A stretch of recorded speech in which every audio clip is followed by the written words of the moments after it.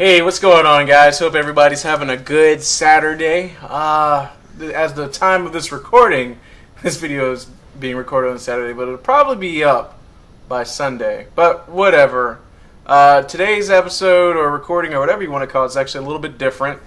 Today I have my good friend Cam, who's featured over on the 4-player Mario co-op and the Super Smash Bros. Videos that I have. He's featured in some of those videos, and today he actually has an original idea that he's been working on, a story, and he wants to share it. So that's going to be what this is talking about. There's not going to be any like gameplay or reviews here. This is going to be more of a podcast episode between Cam and Hikuson. So I'm going to let Cam kind of introduce himself or whatever, and we're going to go from there. So I'm Cam Z, 757 is what my tag is. Just gonna say that right now. You might want to sound a little bit more excited. Excited. Come on, you're about to reveal to whomever sees this video something that you are passionate about. So you gotta put some hype behind it. All right. So you're gonna hear the hype when I'm explaining, but right now I just gotta get the formalities out of the way right now. So Okay. This is I work up. I'm like a ladder. This is how we do this thing. Okay. So kind of, you know, before you start explaining it, present to everybody what it is that you kind of want to talk about today. Okay, so I'm trying to get together to make a game, and to make this game, I want to make, I guess you want to say a book, or maybe a comic first, to get the kind of the backstory that will lead up to said game. Because what my ultimate goal in life is, one of the things I want to do is create my own video game, and this has been something that's been a passion of mine since I was little. And, you know, you actually had a small bit in that back in the day when we were little. Yeah. RPG Maker. Yep. I played man. the first level of that, and I was like, shit, I want to make my own goddamn game. You're making me want to go back and like redo something with everybody now. Yeah, like, everything you know now, it'll be okay, right? So I came up with this idea to go ahead and make a game, and I kind of want to let people know about it. You know, this is just the alpha. Nothing sticks. Not even the names is gonna stick. But I want to spitball ideas and get your feedback on what you think. Okay.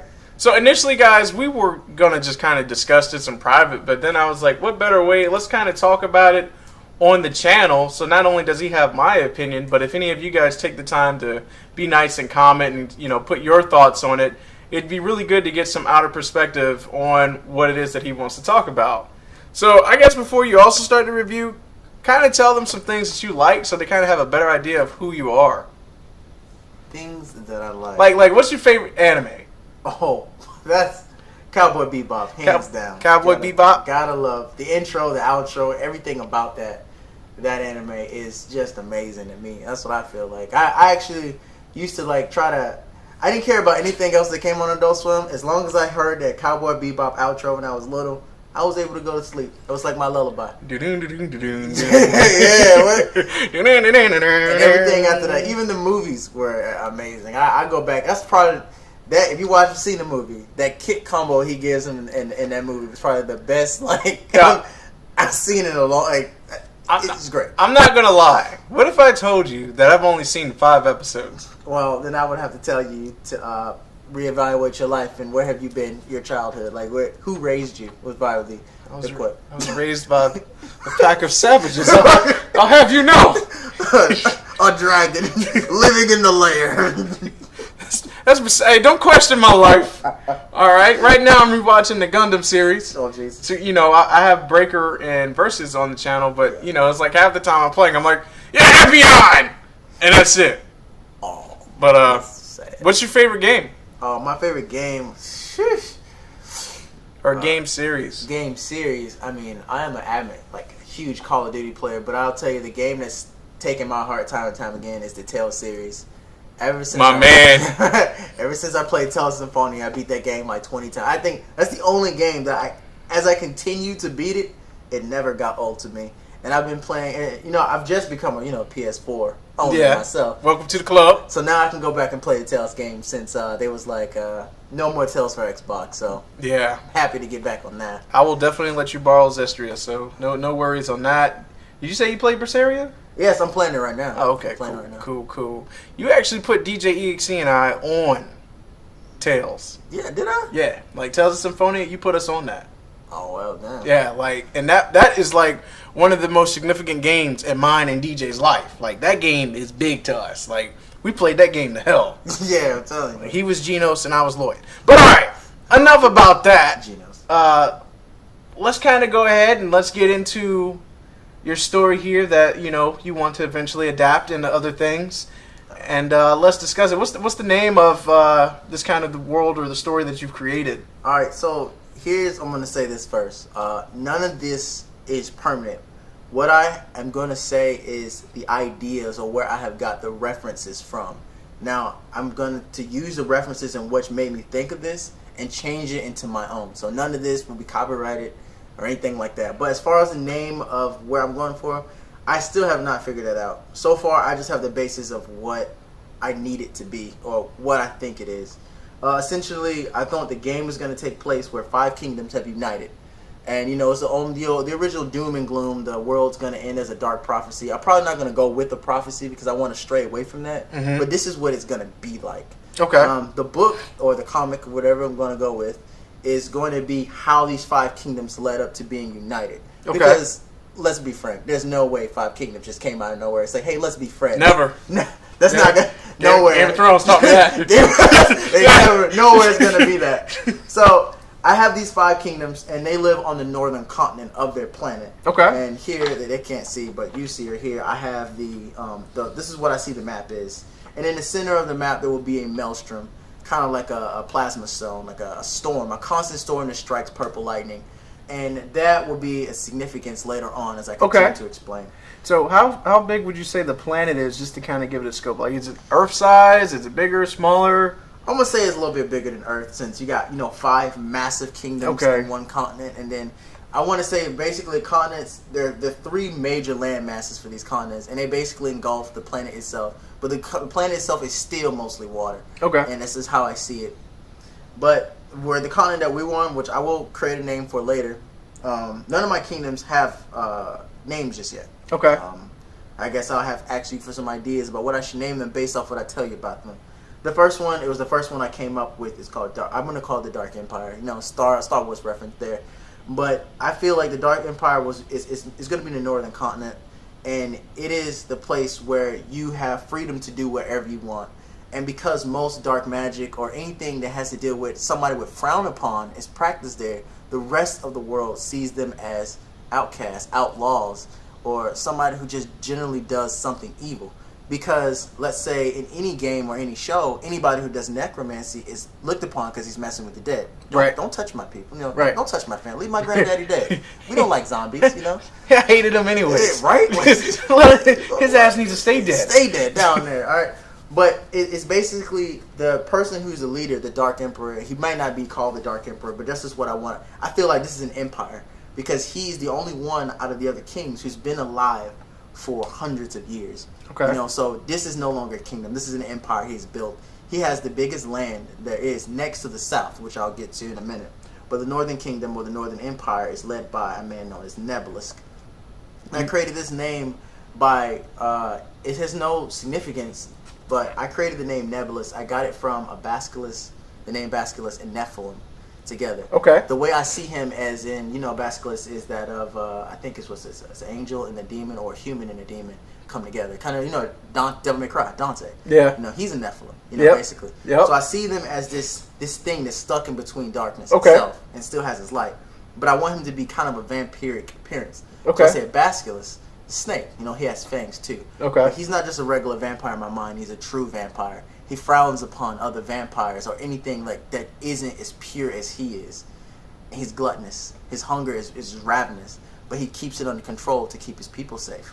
Okay. He's been around a long time, so he knows how to control himself, but he still has that ravenous hunger. So he kind of lives in silence in fear of doing what he could possibly do to the world, basically. Because though people see him as bad, that doesn't mean he is bad. Right. The rest of his kingdom, because it's shrouded in mystery, no one knows what goes on past the dark border, because within the Dark Kingdom's borders, everything is practiced. So there are chances of outlaws living there. Right. So necromancy, all that stuff is practiced. So zombies, fiendish ghouls, they all run rampant. Anybody who can experiment with magic or any type of something of that order will ultimately come across something purely evil. Okay. But his kingdom is safe. His kingdom is safe. So what's the vibe of the kingdom? Like, would you say it's like a happy vibe? Because like when I envision it now, like I see like this really like dark, foggy, misty place where people are like practicing shit. Like, would you say this is like more of like a happy town, and just the things that they do just happen to be perceived in a negative light, but the vibe there is like, you know, good? Or So I'm glad you asked that question because I have an answer for that. What I see is going towards the dark border, you see ominous dark clouds. You know, there's death and decay everywhere. You know what I'm saying? But when you get to his main city, his main inner sanctum, okay, there's a barrier separating it. And there's no sunlight nowhere. But when you go through this barrier, there will be sunlight. There will be farms. There will be land. There will be water. As if the darkness that he lets out is an illusion to what he really is. So what people may perceive to keep everybody, because no one's going to go into your borders if they know that not only they have to worry about you killing them, they have to worry about all kinds of monsters killing them. Right. They don't want to have two fights on two fronts. So no one's going to go there because not one, you're immoral because you practice things you shouldn't. You know, people look at you as like, you know, it's prejudice. You know, they just judge you because of what you want to do. And that's why I have a play on him for it. Okay. But his kingdom, ultimately, when you go into his kingdom, his empire, there will be light. But you will not know that until you go there. See what I'm saying? Right. So is the illusion that everybody else sees on the far borders of this land, is this being done by their magic, or is the land naturally like that? And where they're using magic to make it look better? The darkness that is put out is based off his own power. Okay. The Dark Emperor is the strongest of all of them, in my opinion. He doesn't use his power because he doesn't need to. Right. You get what I'm saying? He already has everything he wants. He does this to keep himself confined. Okay. Because his hunger is so right. He has his own demons he has to deal with. Right. You see, I picture that his inner kingdom, his castle itself, is surrounded in his own darkness. It is surrounded in the core of his aura. Okay. But he comprises that. He compresses that to that area. And everything else around him within this circle is light. Everything is normal. Okay. And then outside of that is the dark barrier that separates all of that. Okay. So no one actually thinks that he's a good guy. The rest of the world, but the people who live there do. Yeah. And they could go outside the border and tell, but out of respect, they don't. Anybody who lives in the Dark Empire don't talk about the Dark They don't Empire. want people coming. Like the first rule of Fight Club. Right. You know, don't talk about Fight Club. So that's the Dark Empire, and his name is Nebulous. And his personality, as I keep calling him a glutton, I get his personality from the 7 deadly sins.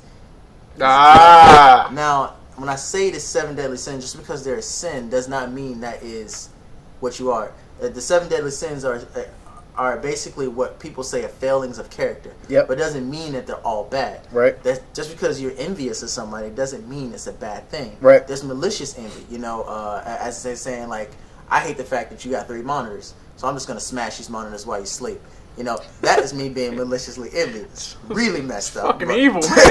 Right? Or I can come in here and see your setup and be like, I want that. Right. Just like I envied when you made that game back in the day, and it motivated me to continue to do this myself. So those are the You would say that envied you?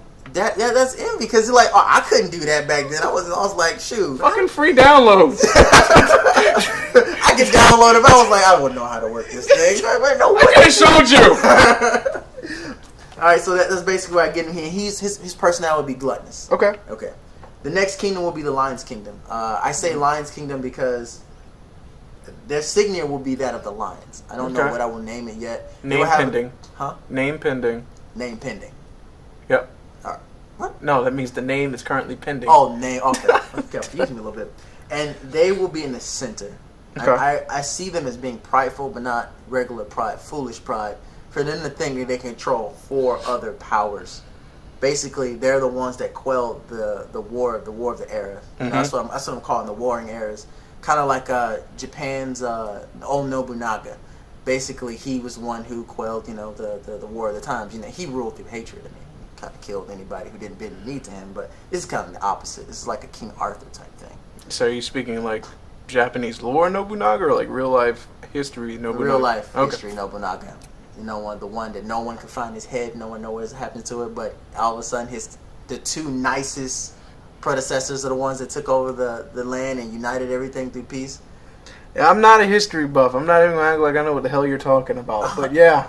I think Nobunaga, in a sense, he made one of his retainers mad. They beheaded him, and he killed himself in shame, and the two nicest people basically who had land, who now was in power of everything, basically ruled the land in peace. So you ever seen Code Geass? Nope. I've seen 2 episodes. That's with Lelouch, right? Yeah, you're hurting my feelings. Hey, man, look, it came on Adult Swim. See, look, I gotta defend myself, all right? Because like, Adult Swim had the tendency to just do shit like it would air like all these episodes in random order. So then, like when I did watch it, it was the final damn episode. And then the next episode, the third episode. I don't even know if it was the final episode, but whatever episode it was some girl with green hair, and like she was in some other realm, and then she was coming back, and he finally met her or something like that. You got it. I'm gonna give you a to-do list, and the part of that to-do list is watching Code Geass. I'm fucking rewatching Naruto. I got enough on my plate. Woo! Okay, but anyway, the Lion's Kingdom and my... Hey, but does that make sense? What? The girl with the green hair? No? No. Did you watched all of it, right? Yeah, I watched all of it, R1 and R2. Alright, so like in like another world. Yeah. And like the sky was like red or pink. What? No, I don't fucking know. Alright, let's go back to your story. Okay. Yeah. So, in the center of this continent, there would be the Lion's Kingdom, and I see their foolish pride because their king foolishly thinks that he can control everybody. In which this is where the story will start. Oh, Trump. This is where the story will start. The Lion's Kingdom, and basically their king, or the king at the time, wants to try to do what his grandfather did, or great grandfather. I'm not sure how I'm gonna do this year yet. He wants to hold these kingdoms together. You know, keep them from murdering each other. That's for the impending darkness to come back. And I'll get into what I mean when I say darkness in a minute. But they will be in the center. And their crest will be the lions. The lion crest. And their army is undefeated. Their army is the best in the land. And only for one good reason. Somehow they have a crazy, I want to say, metal that they use that negates magic completely. That would negate most of the people they fight against and only leave those who don't use magic to be their real threats. And I'm getting to that in a minute. But I feel like the magic in which they do use, since they can't use magic themselves, is what I'm going to call blessing. Instead of using fireballs and stuff like that, they bless their troops. You know, getting rid of their fatigue on the battlefield, you know, increasing their stamina. Fucking medics.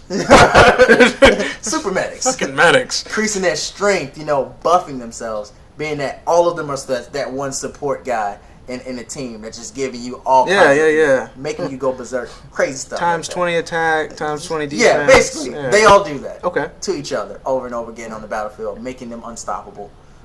Is it unstoppable? Unstoppable.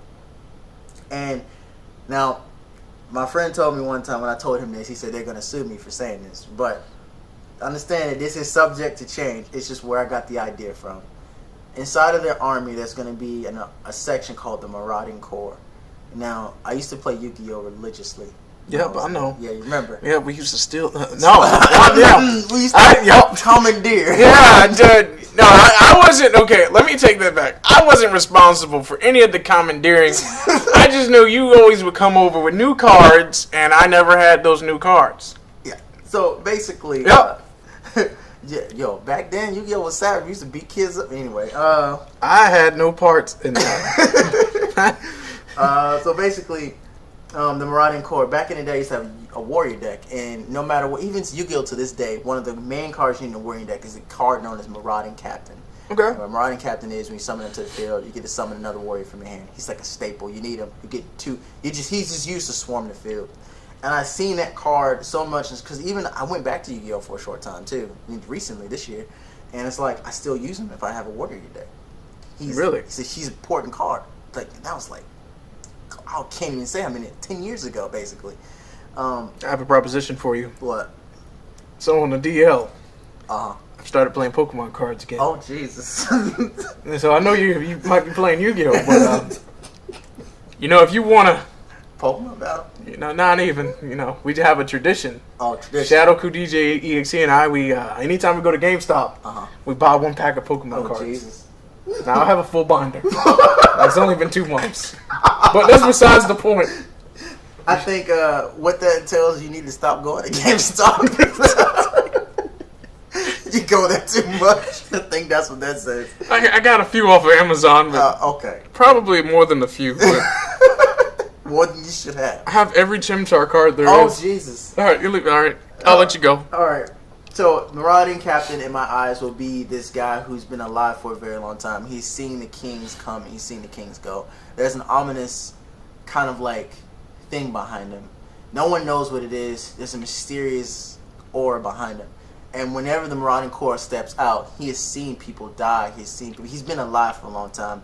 And they say he's almost 130. But he's still on the battlefield. And he's still spry. You know what I'm saying? He doesn't slow down at all. And I feel like the Marauding Captain is going to be one of the staples to their entire army. If you see that army marching and you see the Marauding Corps and you see the Marauding Captain, you might just lose this battle. Because if he doesn't lose in battle, and his men don't lose in battle, you know. And they're getting buffs.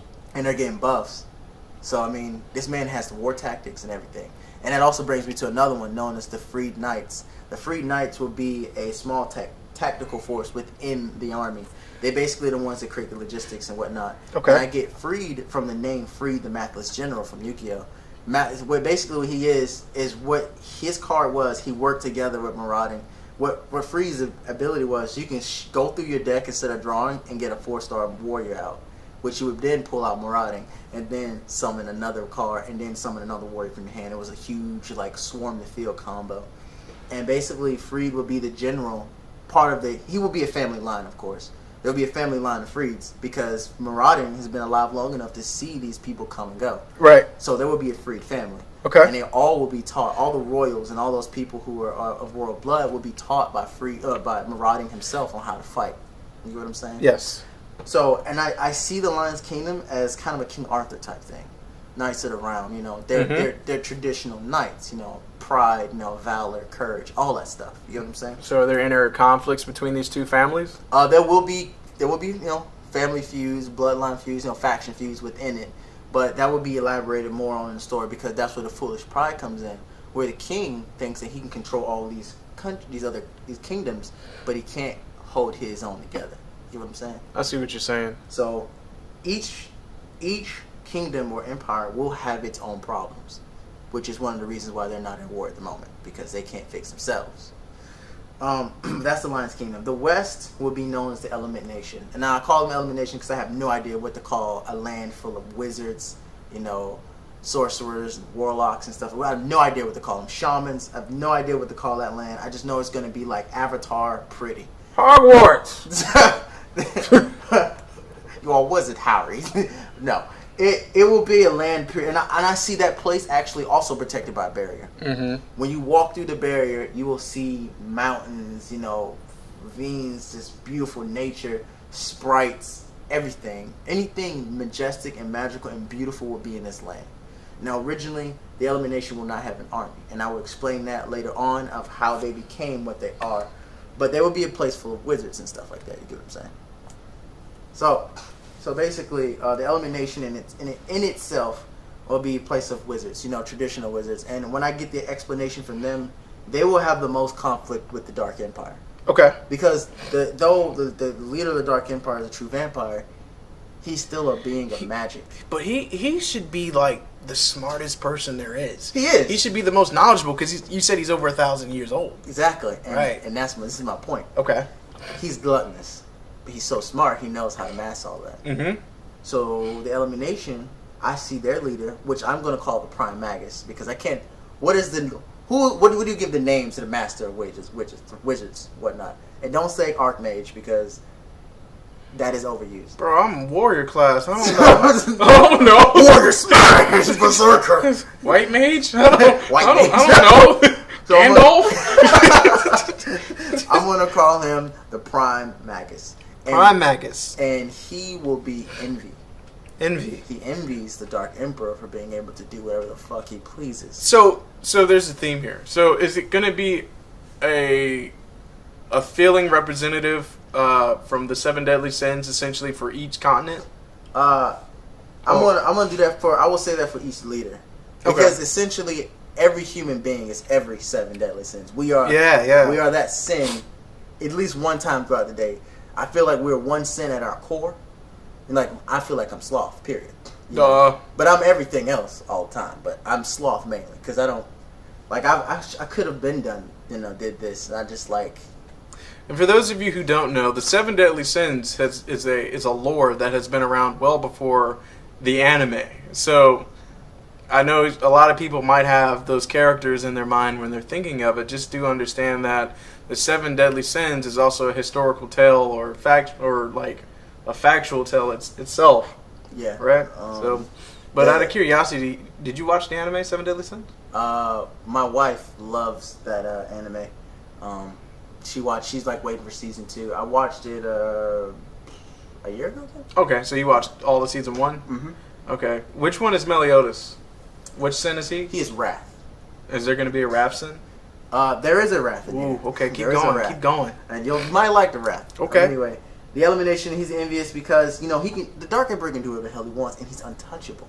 Okay. He's so strong because he can practice everything that the Prime Magus can't do anything. Because all at the same time, within this country, he is still bound by law himself. Yeah. So he can't practice what he wants. So secretly, he wants to mess with the Dark Nation. He wants to do things to him. The next will be the East, which I will see as the Holy Kingdom. Originally, I was gonna call him the Beast Kingdom, but what the South is, I decided not to. The Holy Kingdom will be a place where there's two kind of rules. There's the militaristic rule, and then there's the rule that is ran by the church. The Holy Kingdom will have a power called, I'm gonna call it the Chosen. Okay. And the Chosen will be your essential yellow or white light ability. Paladin type stuff. Yeah. I summon judgment and fire and brimstone on you. Yeah. Type things. I cast out the darkness type. Okay. And I have a play that I'm going to use the reference of their kind of Pope kind of character. I won't call him the Pope, obviously. I'm going to have another one name for him. He will be I get the idea for him from the Borgias. Now, I don't know if you know who the Borgias is. The Borgias, he was a Pope. Well, not just any Pope. The most incorrupt there was. The name Borgia, that Pope, is what the man who made The Godfather got The Godfather from. The original crime mafia family is that Pope, the French Pope. Oh, for real? Yeah. And they didn't want him to become the Pope because he was French and not Italian. But he murdered and bought his way to the papacy. To the papacy. To the papacy.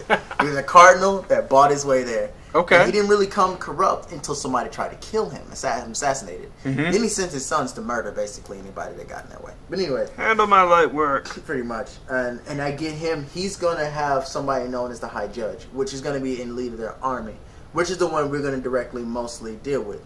And I got his name from Star Wars in a sense, because I want his name to be menacing and I want him to be a character that nobody wants to mess with. And if you watch Star Wars and you heard the name Grievous in Star Wars, in my opinion, is probably one of the most underrated characters because you got to think about it.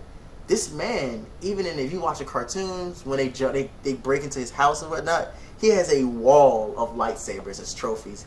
He has murdered Jedi on Jedi, and he's not even a Force user. Okay, He just, like, if you watch the original cartoon, like the first one they had, when Grievous first made his appearance, you just hear this clanking of his feet, and these Jedis are like, oh, what is that? What is that? And all of a sudden, Grievous comes out of where and murders 4 Jedi like it was nothing. And the one that gets away was like leaving a horror film. So, like, you talking about the one that used to be on Cartoon Network? Yeah. If you watch that again, you realize that scene was way dark. Even in Star Wars, Obi-Wan Kenobi, who is known in Star Wars to have the best defense out of all of them, in the book, he fell unconscious fighting Grievous. The Force had to take over his body for him to continue to defend himself. And even then, the lightsaber wasn't enough. He had to shoot the man in the chest. Like, when you a Jedi and your lightsaber enough, you gotta turn to shoot a motherfucker. My brain box not working! Oh, it's time for the snap! So, in a sense, the guy's a badass. Yeah. But this guy, he will have the name of High Judge, which I get from Final Fantasy 12, the judges. He would have the name High Judge, and his name is Dregus. High Judge Dregus. It just rolls off the tongue for me. And he will be greed, obviously.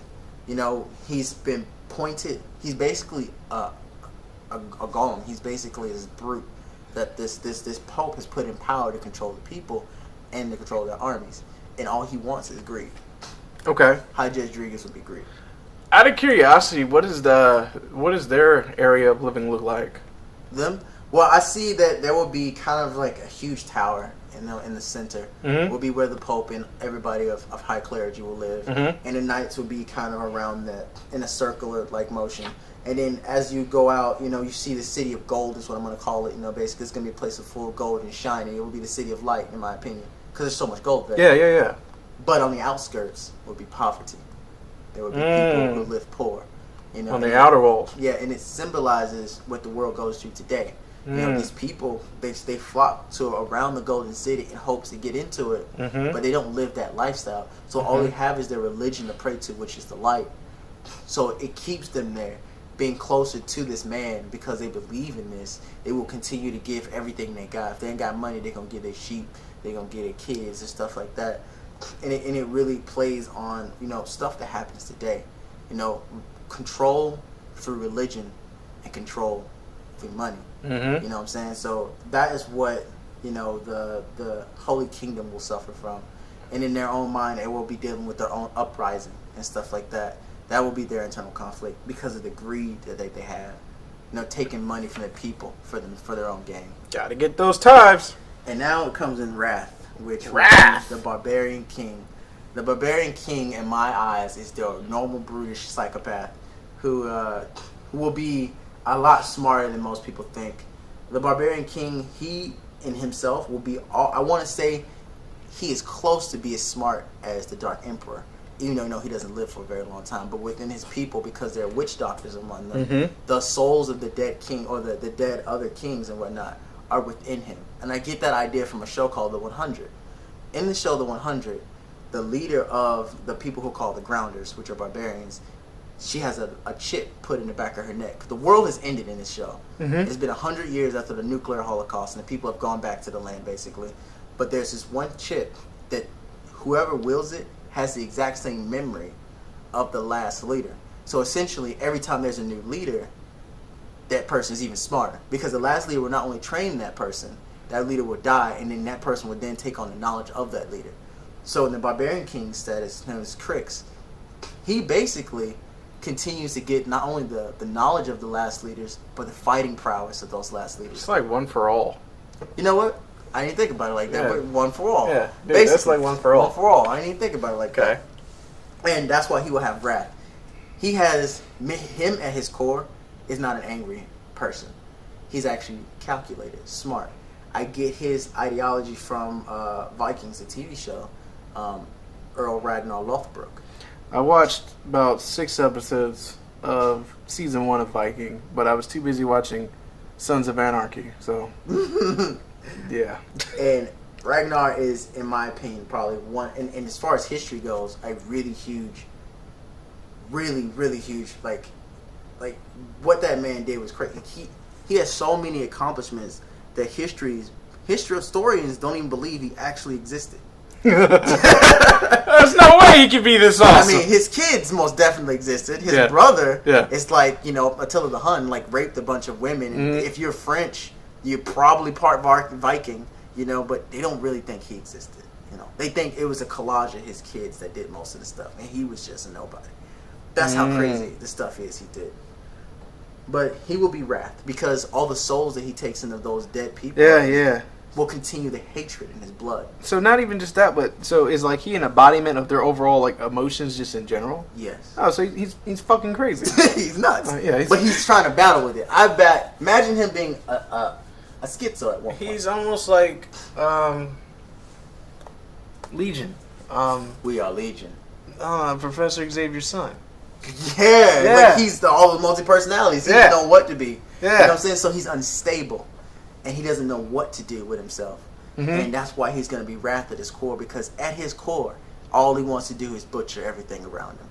But he's too smart for that, because he has all that same battle prowess and technology that other people have gotten. All these other people he's defeated. And the reason he's smart is because within their nation, there are 23 other barbarian tribes, which make up the southern part of this continent, which is nearly the biggest. So he united all 23 of them. Okay. And he's their sole leader now. Is there like a... So this dude, his ambition's probably can sometimes go so left field. Is there like a console or some sort of group of people that can help him come to like a medium, yeah, like something that keeps him on track?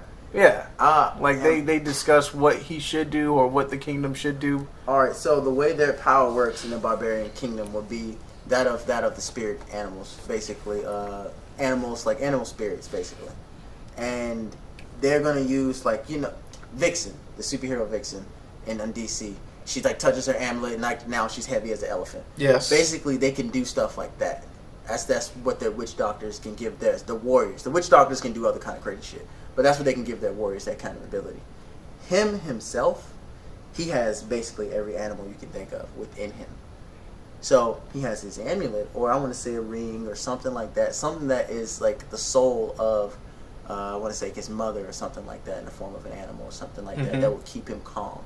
I want to say there would be something that would tether his sanity. But without that ring or without that amulet, all his powers is released. And he's fucking God mode and he's psycho.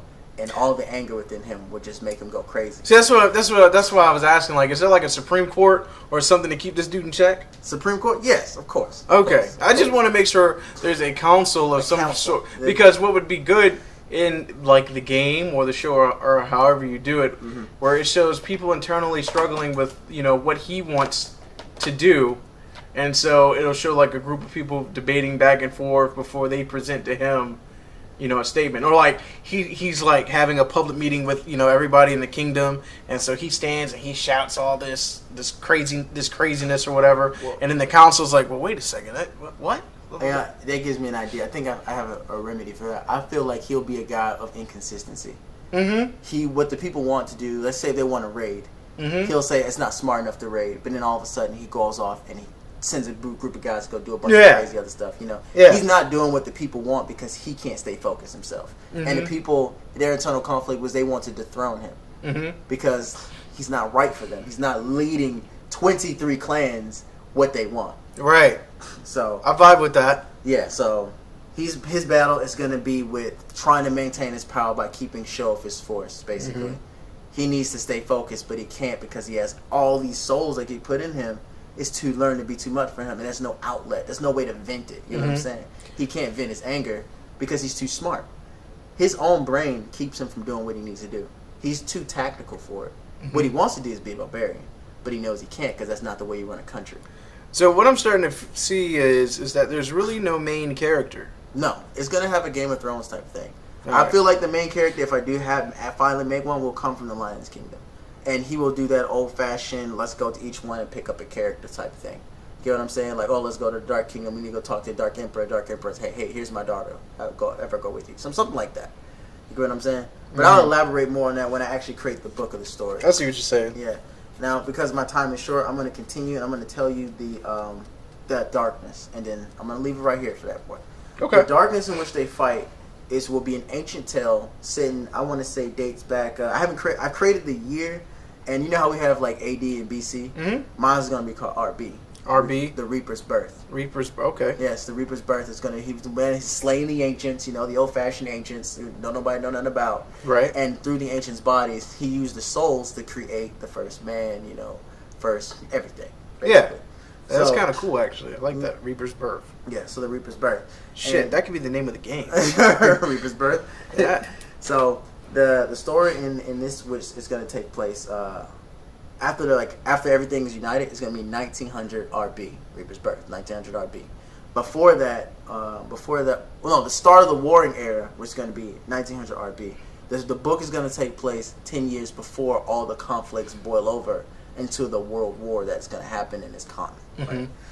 So, basically, but 100 years, I want to say 200 years before that, there was this darkness that attacked, that started all of this. White Walkers. They're going to be, in my opinion, the Archfiends, is what I'm going to call them. Anytime you put Arch in the front of something, that shit is strong as fuck. The Archfiends live, I didn't know if I wanted to go reality or dimension, but I think because reality exists on the same planes of us, but is perceived by perception, I'm going to go with dimension. So it's easier because they say the world's parallel to ours, kind of like in Tales of Symphonia. Oh man, yeah, because you had dude with the red hair was. Yeah, Kratos. No. Draxiel. Not Kratos. Not Lord Yggdrasil. The rich guy. Yeah, I know you're talking. Yeah. So basically, the Archfiends, their whole purpose is to continue to evolve their people, and their new king has evolved to this basic sentient form. And now the only way to get his rest of his people to where he has to absorb the life essence of the next land, basically the next planet. And because they're not starship troopers or travelers through space, they go through dimensions. Their powers are ridiculous. Probably my wife called. And basically, tell your wife to wait. Basically, what's going to happen in this situation is they're going to try to come to our world, and they're going to try to absorb the souls, or whatever I figure out, the essence of the land, to basically evolve their people. I see the plot. Yeah. So our point is to stop this. And because if we don't work together, we're all fucked. Yeah. Because these things are battle driven, and they're really good. And their main shtick, you might catch this, is that their armor and their weapons are resistant to magic. Something defeated them, and that became the staple of the center, the Lion's Kingdom. You know what I'm saying? What? Alright, so they were defeated. Right. Something defeated them. Right. And then that place where they were defeated, where the Archfiends first came, was in the center of each kingdom. Okay. Was this like an Attack on Titan vibe? The basement? What? The basement?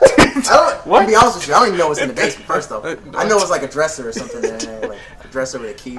Intentionally have not read the manga, so basically what I'm saying is, the Archfiends came 200 years ago, and they were defeated. The only person who knows that defeated them is the Dark Emperor himself, because he's old enough. He's old enough to know. He's been around for a while, and the Barbarian King has some knowledge of what happened. So later on in the story, the reason the Dark Emperor, who doesn't give a shit about nobody because he already has everything, even allies himself with the Lion's Kingdom, is because he knows something about the main family. So I'm going to make a play on saying there were these guys who stuck together, that band together, they did some crazy shit, and they defeated Great Darkness. That will be the tale. I will polish that later. Yeah. But where the original mystical plasma zone was created was in the center of all these kingdoms. They were defeated. Now, my ploy is, if you can't already piece it together, the Lion's Kingdom were the ones that basically took the armor, the technology in which the Archfiends used to make their army strong. Making their armors and their weapons nullify magic. Because whoever was in the bloodline, and all these famous royal family bloodlines, helped defeat the Archfiends before this kingdom was created. You know what I'm saying? Yes.